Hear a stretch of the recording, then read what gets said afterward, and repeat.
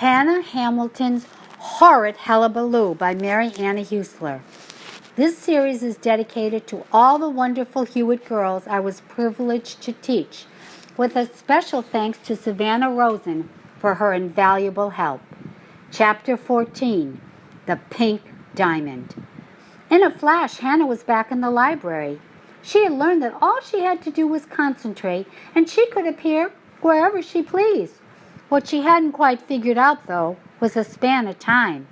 Because suddenly it was daytime, and school was in session. The library was full of little girls sitting in a circle as Mrs. Danverglass, using her high, squeaky voice, read a Dr. Seuss story. Hannah might have taken the chance right then and there to search for the pink diamond. She could barely wait to look under the small dining room table, except for the little girl with the red pigtails. With her big blue eyes, she was staring at the dollhouse, and her gaze never wavered. "Zorro!" Mrs. Danverglass interrupted the rhymes. "You are not paying attention. There's a girl standing by the dollhouse." "It's just a shadow," another student with wild honey ponytail and missing teeth shouted out. "I see it too," a plain-looking girl with a pixie haircut and crooked glasses leaped up. "Girls, please!" Mrs. Danverglass clapped her wrinkled hands and then ran them through her canary-colored hair. "I want to finish the story.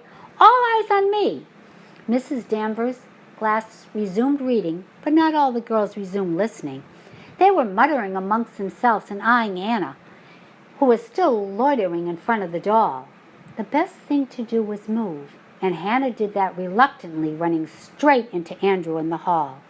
"Well," he placed his gangly hand on his skinny hip, "what was Mrs. Merriweather dreaming about?"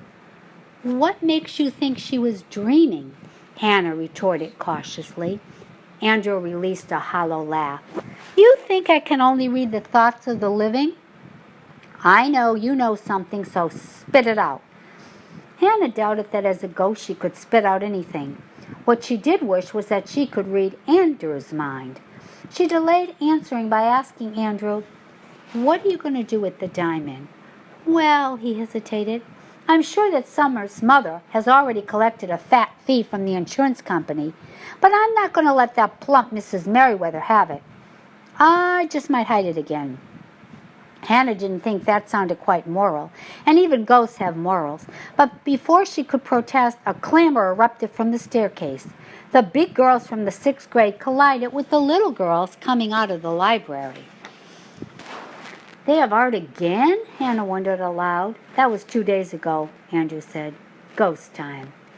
"Why is it always so cold in this library?" Casey complained, wrapping her arms tightly around her chest. "It's as though there's a draft." "Someone walking over your grave," Summer said in a sing-song voice, opening the library door with a loud clatter. "Shut up," Casey snapped. "If you didn't wear your skirt so tight," Mrs. Danverglass looked in disapproval at Casey's knobby knees, "you might be warmer." Casey practically hissed at Mrs. Danverglass, who didn't seem to mind. "It's in the dollhouse," Andrew said suddenly, "under the dining room table." So Andrew had read her thoughts. Great. "No!" Hannah shrieked as she saw Andrew approaching the dollhouse. "Don't touch it, not now, not when there's so many people around." She eyed Summer, who was fumbling in her backpack, dangerously close. But Andrew was paying her no mind. He went right from the dining room table, using his elbow to slide it a bit. But it slid just an inch too much, where it balanced precariously before tumbling onto the floor, literally at Summer's feet. Summer's eyes widened as she bent down and picked the stone up. Hannah expected that she would scream and make a scene, which Hannah had no doubt she was capable of. But instead, Summer did something completely unexpected. She threw the diamond into her backpack and quietly took her seat. "Look what you've done!" Hannah screamed at Andrew. "What's the big deal?" Andrew shrugged his ghostly shoulders. "The diamond belongs to her anyway. It belongs to her mother, and I have a feeling that her mother will never see it." Hannah made up her mind then and there that she was going to follow Summer all day. Through algebra class, where Hannah couldn't solve the problems if her life depended on it, but then again she had no life. Through study hall, where Summer spent the entire period texting Casey about upcoming plans for the weekend, party at Avery's, dinner at the Pacific Grill, no mention of the diamond. Through lunch, where Summer picked on a green salad and brown rice, complaining bitterly about the lack of saffron and the watery Dr. Pepper. After lunch, the girls went to their locker. Hannah was surprised when Casey called Beatrice over. "Bea, I was wondering if you could help me." Casey's voice had assumed a sickly sweet quality. The tone raised Hannah's suspicions, as well as Beatrice, who wore a bewildered expression. "I don't understand why Mrs. Sprague marked this math problem wrong. Could you explain it to me?" From the very short time Hannah had spent in the algebra class, she knew that Beatrice was no math genius.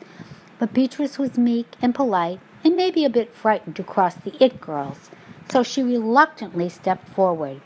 She stepped forward and left her locker wide open, which turned out to be a major mistake.